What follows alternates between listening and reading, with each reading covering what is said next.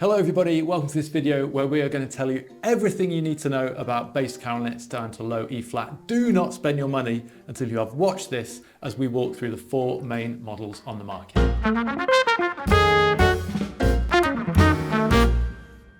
Hello, so I am joined by Preston Cummins. Preston, how you doing? I'm doing well, thank you. Thank you for having me. We are very excited to have Preston here, multi-instrumentalist, fantastic player of saxophones, clarinets, you name it, and purveyor of good beard. Look at that. You're killing me there with that, Preston. We are going to get into bass clarinets and we're going to be talking about the main models in the student market. So bass clarinets down to low E flat. We've got four. We've got the Jupiter, the Backun, the Yamaha, and the Buffet. So those are the main four where you could spend your money. There's a bit of a range in price from about £2,000 up to about £4,500, £5,000. So without any further ado, let's get into it. We're going to start on the Jupiter, and what we'll do, Preston's going to give it a nice long blow, then we're going to jump to my colleague Abby in the workshop. She's going to tell you about some of the technical things, what the outfit comes with, etc. And then Preston and I will give you a bit of a chat about it. Just before we start, this video is going to be super interesting if you're looking at buying a bass clarinet, because there are quite a lot of variations between these four, and it isn't necessarily a case of the more money you spend, the more bass clarinet you get, and we'll come to that later on. But Preston, if you'd be so kind as to play that Jupiter, that'd be great.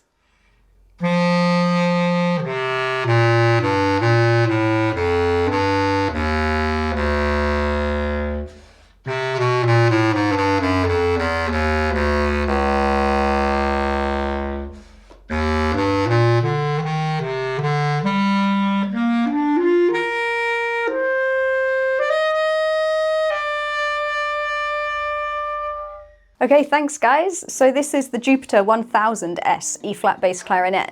S standing for silver, relating to the silver plating on the keys and on the nickel silver bell and the nickel silver neck. And nickel silver is like a really hard material. It's really durable and strong. By providing the instrument with a crook and a bell made from nickel silver, it's going to give it like a particular zingy sound, but it's also, it's just very, very strong and hard material. The body is made from ABS plastic, which again, very durable, very strong. It's kind of a perfect material for something at this level. You want it a bit lightweight, but it can also get knocked around a little bit.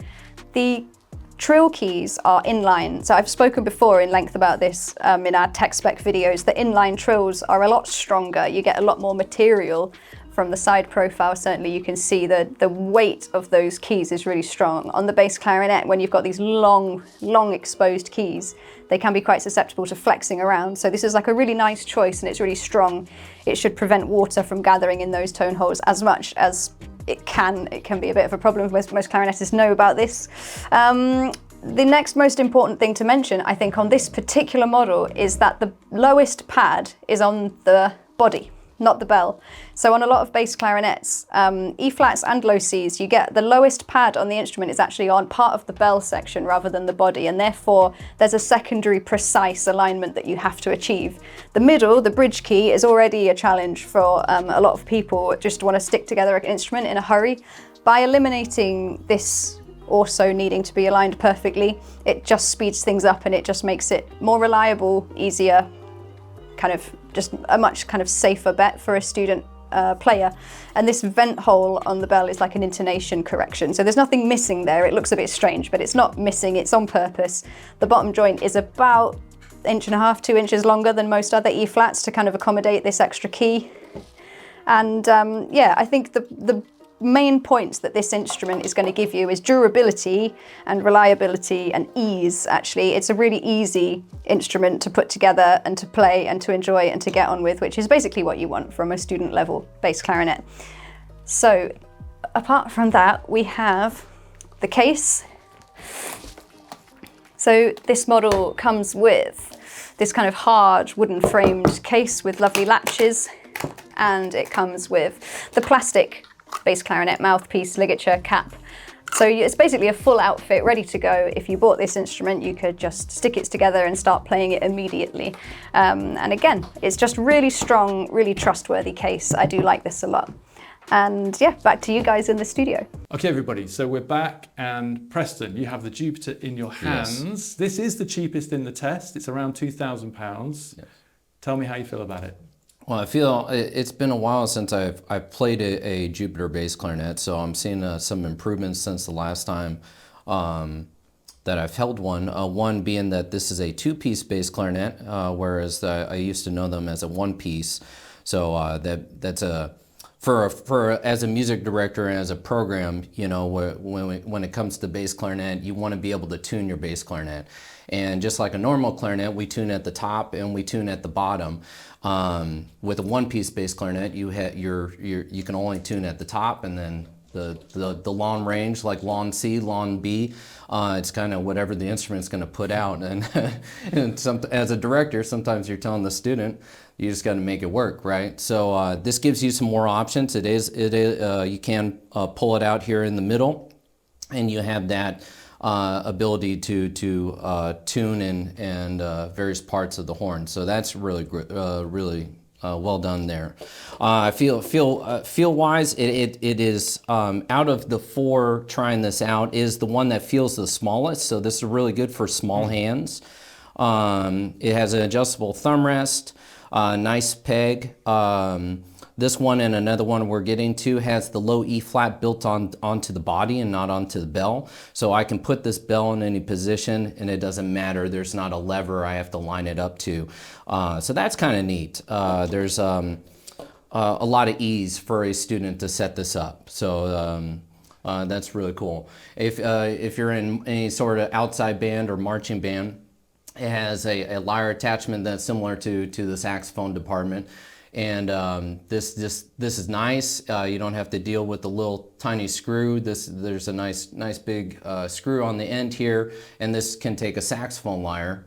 So there's a lot of ease in ordering product for your program as well. So I feel this is a really nice, good, solid instrument to order. So yeah. I mean, I think with bass clarinets generally, there's so much key work on there. It's it's a very technical instrument to make. Mm-hmm. And in the old days, probably you and I, we might have had an old Bundy or something like that. Oh, big time. And they felt tight, especially up at the top, and a bit stuffy sometimes. So I think this very basic level student instruments now have come on a long way. Yes. But there are things out there cheaper from certain sources, shall we say, not from major brands. And I think sometimes you have to be super careful with them because there's so many pads, so many cooks, so many things that have to be right on a bass clarinet. Yeah. And so actually now to have something at 2,000, which is, you know, pretty decent to use, is a nice option. Oh, and I forgot to point out too, this is something new for Jupiter that I've seen, is that they have the tone hole for that low E flat to just get more sound out of your low notes. Sometimes there was a tonal difference between low E and low E flat,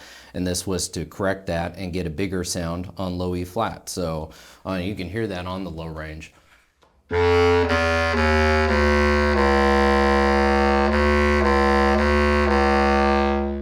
So it's very effortless to play, and it's got a big filling up the room sound. So yeah, it's fruity, isn't it? Yeah. I'm glad you mentioned that hole, because sometimes people ask us, "Oh no, my bass clarinet bell's got a hole in it." It's like, don't worry, the hole's supposed to be there. It's doing a job. It's venting.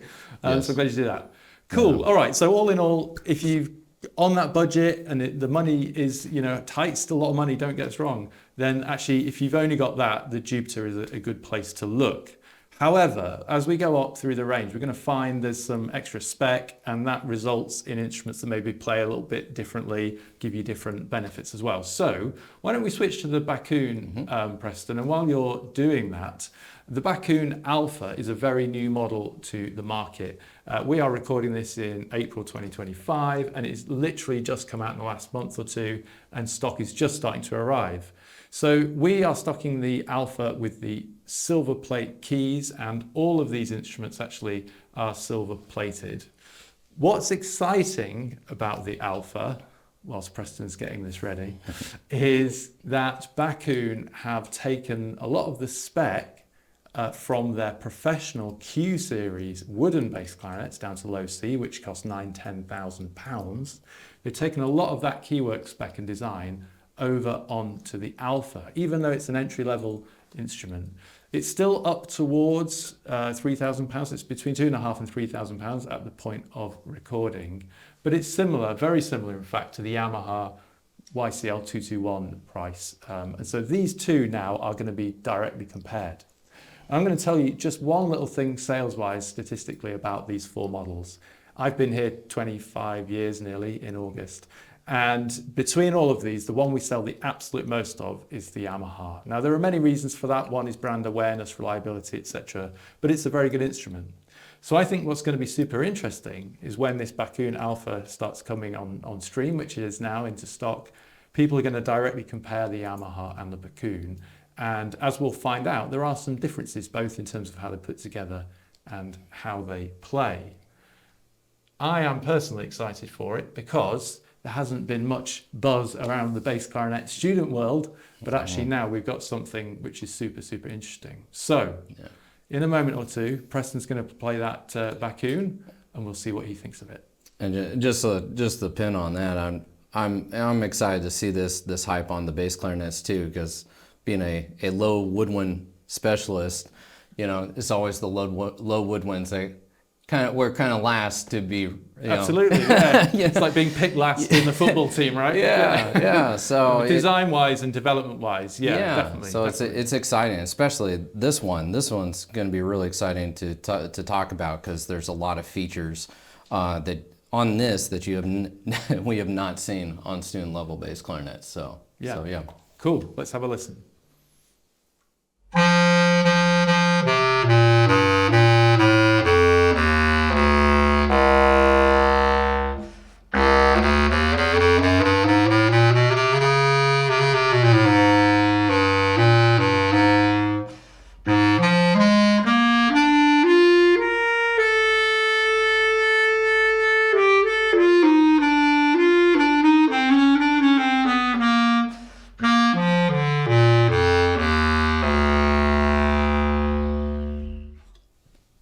Nice. I could play that all day. Thanks, guys. The Backun Alpha. So the Backun bass clarinets have been long anticipated here at Dorks. We've been very excited about them for a long time, so we were all buzzing when these arrived. There's some really interesting stuff to talk to you about, and I know that you guys have been testing the E-flat, but I've got the low C here because I just think it's even more interesting. It's really great to have an affordable plastic low C bass clarinet in the market. I think it's like there's a necessary hole to be filled there for people that want to spend less than, 5 figures on a low C bass clarinet. It makes it more accessible. But the fact that it is a lot cheaper than some of the other stuff out there doesn't mean that there's been any kind of compromise in the design or in the thoughts that have gone into it. So one of the things that I've been talking about with the other ones is the base materials that it's made of. On the Alpha, the crook and the bell are made of brass underneath, and then that is silver plated. So again, you can't see that from the outside, but it's an underlying tonal property of this instrument. Brass is obviously used on mostly saxophones, most kind of brass instruments, trumpets, trombones are going to be made of some kind of brass. And that's going to give it like a slightly warmer, rounder sound than perhaps the nickel silver might make it a bit kind of harsher and a bit brighter. But the brass bell and neck are softer, and they're going to kind of dampen that down just enough, like maybe just a little, to give it a slightly different character of sound than the other ones too. It's got Valentino pads in it, which I think is a good choice for this because they're super stable, they're really durable. One of the things that I don't tend to like about Valentino pads is they can be a little bit kind of harsh, those shoulders of them stick out and it can create a bit of turbulence, which they have counterbalanced that with the winged tone holes. So these kind of side cutouts on all of the tone holes throughout the instrument it's been designed to reduce that sound, that kind of fluffy sound that you can sometimes get with Valentino pads. You've got a tuning adjustment on the crook of this instrument as well, which I think is really good. On a lot of the basses that we've looked at today, you've got the tuning adjustment is kind of in the tenon and you can pull it in or push it out. But this one, you've got this kind of central tuning adjuster, which again, fantastic to have that on a student instrument. You can also slightly pivot the angle that it comes to you at, which is good. It's really nice. So it's incredibly strong. It's incredibly kind of, I keep saying durable, but it's the best way to put it. It's a very durable instrument. And as part of the thought process behind making sure that it's kind of bang on every time you get it out of the case, you've got this little kind of positioning arm in the middle. So when you twist the instrument together, that's going to stop it just in the right place to allow all of these long linkages, these crucial linkages to line up and for the instrument to perform as intended, which is great. And again, it's got this lovely big ball on the bottom, which I just think is a nice choice aesthetically as well as functionally.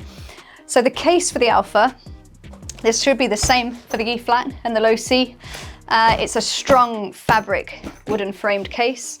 Molded on the inside. It comes with the Protege mouthpiece. It comes with lid and cap as well. So you've got quite a nice level mouthpiece in there. Loads of storage on the outside. Backpack straps, yes it does, of course it does. And I'm sure the E flat will as well. So yeah, it's a strong contender, and it's actually really exciting. And I would definitely suggest throwing it in there if you're in the market for trying some kind of entry-level basses. And yeah, back to you guys in the studio. So as you can see, there's an awful lot of new tech, as Preston alluded to as well, and as Abby has just explained there, going on in this Alpha bass clarinet. So before we get into a bit of that tech, let's just talk about the result of that. How does it feel and play to you? It does not feel like a student bass clarinet. So that's already off the bat. It has a very aggressive, and aggressive might be the wrong word, but it has a strong sound and a lot of ease in the how dexterity I can get with the softs and the louds, and just the ease from note to note. So, and then feel is just incredible. This feels incredible on the fingers. So very well built. You can tell right away. Keys are where they should be. My hands are very comfortable getting in onto the horn, and then all the features that we got here, there's so many. Yeah, and it's where to start. I mean, where do you start? You mentioned about the spike earlier, actually, yes. The angle of that. Do we want to touch on that? Yes. Well, you know, I'm gonna kind of pinpoint on this at a later point, but the bass, you know, when you play bass clarinet, especially as a student, and if you're a director, you're kind of getting onto your students about how they're sitting. Position and posture is really important. The angle of the instrument's important because that's going to affect the characteristic sound and the tuning of your instrument. And let's just say when we get into the bass clarinet, it does sit on the ground. So the first thing we kind of think is that, well, I get to set it down and relax. Well, you know, just like any instrument, we have to be in a certain position to play it for our airflow and that type of thing. And also the clarinet, if we think about the regular clarinet, it's meant to be played down. So if I have this out front, I'm already changing the angle of the mouthpiece going into my mouth. And just like any low reed instrument, it's very flexible. Like I can still get a sound, and it still might sound okay. But you're going to find once you get on the tuner, and we're trying to put it with other instruments, that the tonal characteristic and the tuning is going to clash with other instruments. So this is really exciting to see. They put the peg at and angled the clarinet how it's supposed to be, so that the mouthpiece is aimed down like it's built to.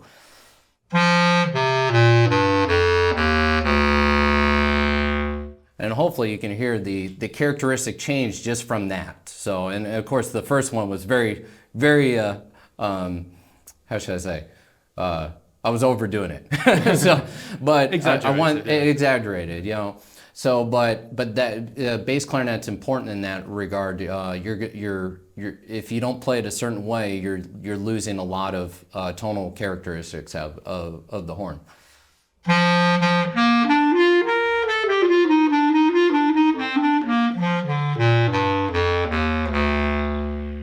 So that's really neat to see them recognize that design and also change your normal design from the other clarinets that we see. So that's really cool. Yeah. I mean, all throughout, the build quality is exceptional. They've got really strong everything, the thumb rest, the screw there, the guard we were talking about as well, weren't we? Yeah.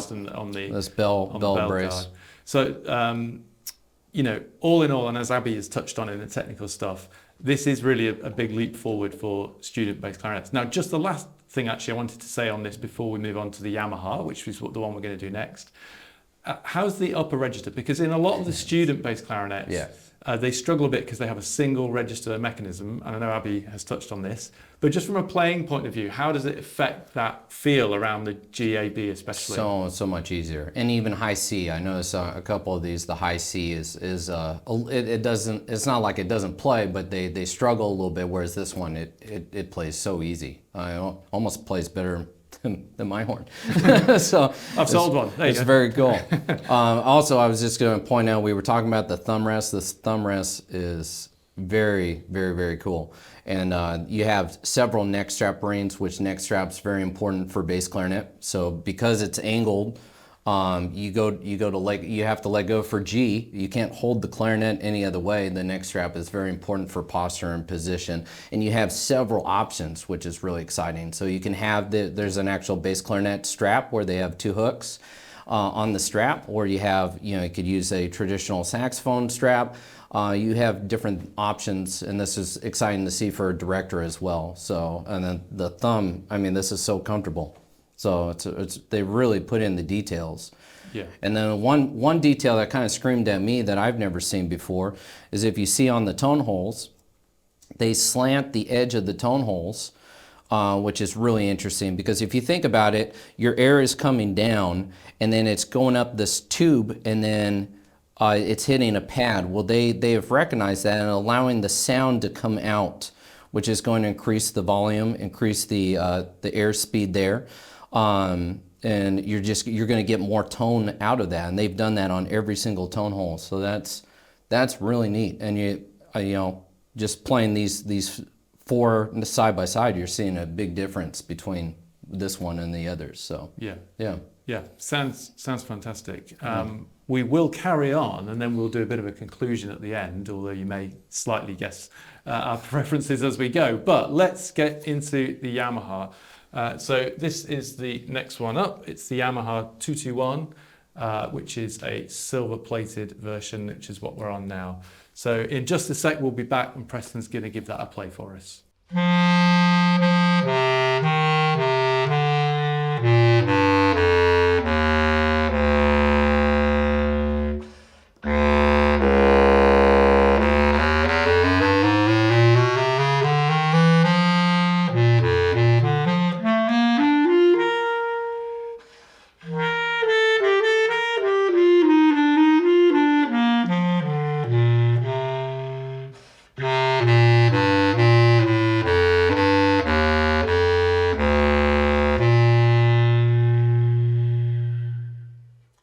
Thank you guys. So this is the Yamaha 221S, again S standing for silver in this case. This is another example of a nickel silver bell and crook that have been silver plated along with the keywork.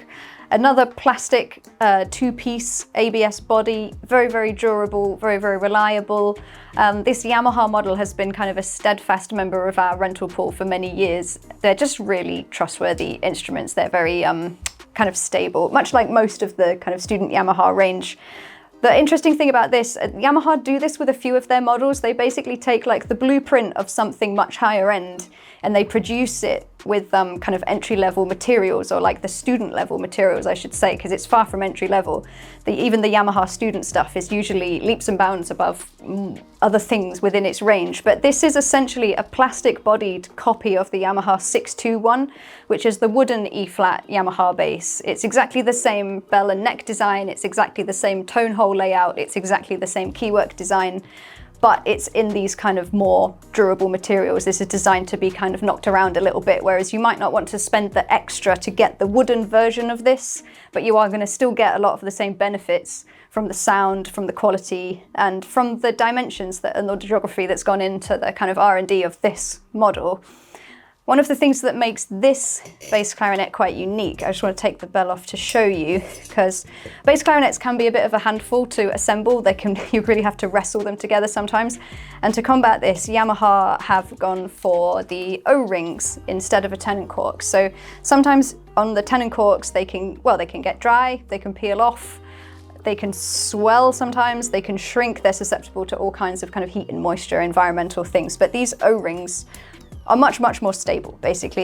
You can grease them still, just like with normal cork grease, but it's just an alternative way of doing it, and it does have a really lovely feel. You get a lovely kind of suction feeling of putting that bell on, and you get a really positive feedback from that. So again, easy to assemble, super reliable. You do have the bell on the body, on the key on the bell for this model, and therefore there's a little bit of thought to be put in there. You just have to make sure that you're lining all of that up, but a simple test, you can kind of get that positive pop from it when you assemble it to just guide you in the right direction. So in terms of case, this instrument has like a really hard ABS case, very similar to the old saxophone cases actually. It looks almost exactly like the old 275 alto cases, except it's green. I don't know why Yamaha went for green other than just to differentiate it from the saxophones at that time, but I actually love that. And it's got latches instead of the kind of, they used to have these kind of internal kind of sprung things. These are much more repairable and they're much more durable as well. So inside the outfit, you get the 4C mouthpiece. So the Yamaha 4C, I recommend it to everybody all the time. It's like the easiest blowing mouthpiece. It's going to make your life easier and more enjoyable in terms of your kind of beginning stages with this.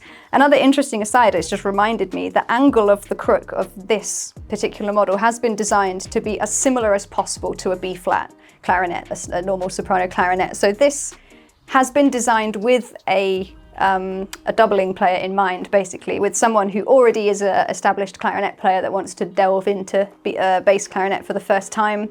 This has absolutely been designed for you in mind. It's going to feel very much like a B-flat clarinet under the fingers and in front of your face, but you're going to get all of that lovely low warm tone out of it.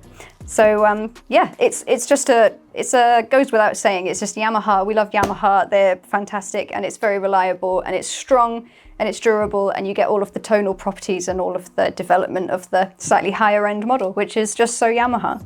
But yeah, let's see what you guys think of it. Thank you very much. Thank you very much, Abby. That's the tech on the Yamaha. Preston, though, how does it sound to you and how does it feel? Well, I know Yamaha's very well. As being a band director in Texas, we ordered Yamahas a lot, so I've seen them in various settings and used them in various settings, all the way from 11-year-olds all the way up to 18-year-olds. So they make a very high value product, very reliable product. And you really hear that in the playing, the sound. They make I feel a good value for what the sound and the ease of playing that you're getting. So this one's a two-piece, very tunable, very easy to use. This one has a neck screw for the tenon, and it does not have the hole on the vent hole on the bell that we were talking about with the others, so that's something to note. But feel wise and on the hands, it has an adjustable thumb rest.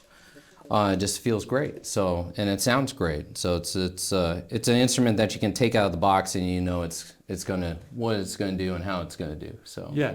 And that's it. And for more than a decade, they've been a really safe bet. And that's why we've sold so many at that price point. The big question, though, is, bearing in mind that's the same sort of price as the Backun, mm-hmm. What are your feelings? Because I could tell a little bit tonally of what you felt more comfortable on. Mm-hmm. And that then results in how we play, right? If we have, especially with bass clarinet, if you have confidence that it's there, you play in that way and it speaks more freely. Mm-hmm. So without putting words in your mouth, am I guessing that you felt the Backun had more from a pure playing point of view? Yes. Right. Yeah. Okay. Top and bottom. Yes. I feel this has a great low sound. I love the low tonal characteristics of this one, and it's very easy to play. Though, as I said in the beginning, I feel it's a bummer that bass clarinets have kind of been on the backside of. I feel things have been kind of outdated for some time, especially in the student bass clarinets. And repertoire has not gotten any easier. In fact, repertoire, if we look at anywhere from ages 15 to 18-year-olds, we're asking them to play up in the high range. They're playing into the altissimo register. And you have 3 bass clarinets here who are student that don't have the second register vent key. Up on the neck, you have you don't have the tuning crook here. Your tuning's still at where it inserts into the body. So you have less options, and I just feel that especially if we look at the Backun, they are answering today's times and what we're asking from students. So yeah, that's a really interesting point, because instrument development over the last many decades does sort of go hand in hand with musical development and repertoire and demand from the musicians at whatever level that might be, student or professional. And same with mouthpieces, and they sort of go like that. So that's a really interesting point. We are going to jump though onto the buffet, which is kind of the odd one out here in that it's made of wood, grenadilla wood. The other 3 are all made of ABS, which is lighter, arguably more durable, but the idea might be that the wood is going to give us an improved tonal quality, because as we know on B-flat clarinets, that's what wood will do. Now this is a huge jump up in price. It's 4,000 something depending on when you watch this video, so it's a big leap up from these. So I think the question we're going to ask after this demonstration is it worth spending the extra money even though you're still only getting low E flat? Because obviously jumping to a low C where you have more range, you're into thousands and thousands of pounds. So we're going to let Preston swap over, and we'll come back to you with him demonstrating this Buffet 1180.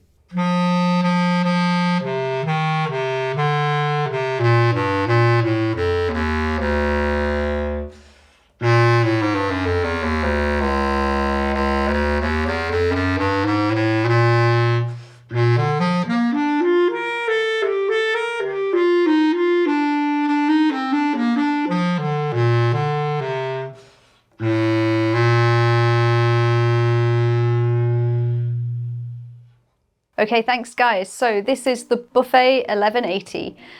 This is a really nice E-flat bass. This has got some unique properties compared to some of the other stuff that we're looking at within this range. It's actually got a wooden body, which isn't very obvious from a distance, because it looks really kind of like satin matte finish. It's just been really nicely kind of polished back, and it's a very neat, tidy kind of satin sheen that it's got to the wooden body, which is really nice. The fact that it's wooden does make it heavier, but obviously there's like tonal properties that you get from wood versus plastic, hence the reason to upgrade from plastic to a wooden instrument at some point. But this Buffet bass is coming in with a wooden body at the very base level, so it's a nice setup for it. Another thing that's quite invisible to the eye is the base metal of the bell and neck. So similar to the other basses that we've talked about so far, this has a nickel silver neck, but it has a copper bell. All of it's silver plated, so none of it's visible, but the copper in the bell is a lot softer. So nickel silver is really hard and it gives you a certain like zingy property. Copper is really soft and it warms that tone a little bit. It softens it, sweetens it. So it's interesting to me that they've gone for both of those materials on this, one of them up top and one of them down below. It's almost as if they're trying to round off the sound and give you the best of both worlds. It would be really interesting to compare this to some of the other E-flats that we've been talking about, particularly because the wooden body and the copper bell are going to give you genuinely a different sound to the plastic body and the nickel silver bell, but it's really hard to articulate and it's really hard to put into words. We can tell you what you should feel or what the materials are supposed to give you, but I think really it's all in the player. It's all about your experience of what you feel from it, and all of the abstract things about describing tone. This is going to give you something a little bit different. Again, this has the low E flat pad on the body, not the bell. They've chosen to go down the resonance hole, the vent hole on the bell. It looks like a mistake, but I promise you it's not. This is the lowest note on the instrument, and that's been placed on the body just to eliminate that alignment thing, which is quite nice actually on the wooden body, because wooden bass clarinets can be tougher to put together. This one's no exception. It can be hard work, but what it does have is metal tenon caps. So this little cap here is to kind of protect both the socket and the tenon itself from kind of ambient like warming and cooling. The wood can expand and this protects it from kind of cracks. It keeps it really stable and strong and tightly held in place. So that's a really nice feature of this bass. So one of the things that I would say This bass tends to require a little bit of setup out of the box. I really like this bass, but only once you've spent a little while adjusting pads and things like that. So I would definitely suggest, if you're interested in trying this bass, go to a place like Dorks where we'd set them up out of the box, because it's gonna be a letdown experience, I think, if you play it directly from the cardboard box. But speaking of box, we have the case here. So this is quite lightweight. We were just saying in the studio here, it's a very lightweight case. It's got backpack straps as well. So I think that it's been designed around making it kind of easy to transport, which is great. So it's a very kind of lightweight fabric outer. It almost feels hollow, but you've got plenty of storage inside here. It comes with the plastic buffet mouthpiece, the standard bass mouthpiece, or the standard kit that you would expect that all of these come with, like a pull through and a reed and a mouthpiece and all of that jazz. It's got the floor peg. This one actually has this really nice big ball on the end of the floor peg. A lot of basses have a small little rubber bumper, but this giant ball, I don't know, there's something aesthetically pleasing about it, and it kind of feels like you can rock out when you're playing this instrument, which is nice. So yeah, this is a really nice example. It bridges the gap really between the kind of student and professional. I think this one, you could either refer to it as like a high-level intermediate or like an entry-level professional maybe. It's like a mid-level bass, but it's within this kind of area. If you're exploring E-flat basses, it's definitely a good one to throw into the mix because of the few unique things, the choices that Buffet have made in the design. But yeah, let's see what Preston and guys in the studio are thinking of this one. Back to you guys. Okay, thank you, Abby. So that's the tech spec on the Buffet, and obviously the big difference is, well, A, price, ouch, and B, it's a wooden instrument. So I suppose the pertinent question from me to you is, do you feel that wood is adding a great deal to the sound versus what we've tried? I can tell a difference. So it is making a very nice, beautiful sound. So it's very open.